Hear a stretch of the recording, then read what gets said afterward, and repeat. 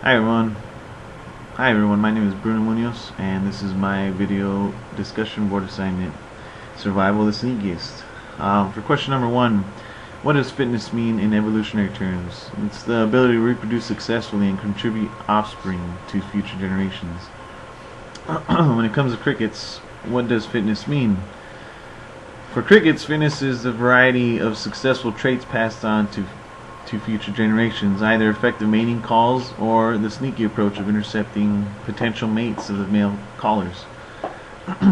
As number 2 is calling a good or a bad thing for cricket's fitness. I think calling, although it attracts predators, is ultimately a good trait. Without an effective mating call, the female cricket would not be attracted to the male. Calling can also be bad though, because even though potential mate can hear it, the call also attracts predators, so it gives away the position in the calling cricket. For number 3, you're going to describe 3 different examples in this cricket story of selection at work in eliminating traits in crickets that do not enhance or that did not enhance their survivability. The 3 different examples used in the cricket story have to do with a solely strong open male caller, because the sneaky trait can also be used to reproduce. The second trait, a hiding caller, basically the one that hides in the burrow and calls, can't attract females because no female can hear it.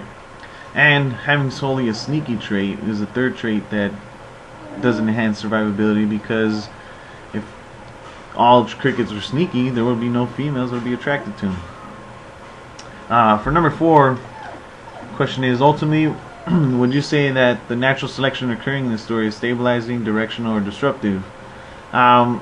I think this type of natural selection seems to be more like a disruptive selection, just because there's 2 extremes. You have a cricket that doesn't use a calling in order to attract a female mate, and then you have a cricket that uses its calling to attract the female mate and doesn't use a sneaky approach. For my example in the book, sort of, the strong effect of calling males reproduce when there's no sneaky trait males around, because they have the more desirable call. And when the sneaky males are around, they successfully intercept the effective caller male's potential mate and also reproduce offspring. And for my last question, in what specific way is the environment itself influencing cricket calling?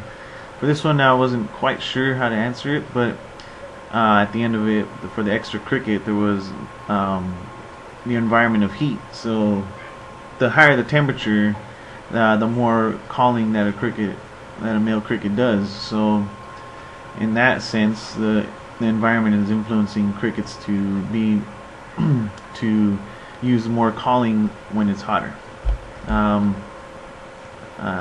Good luck, and thank you for listening.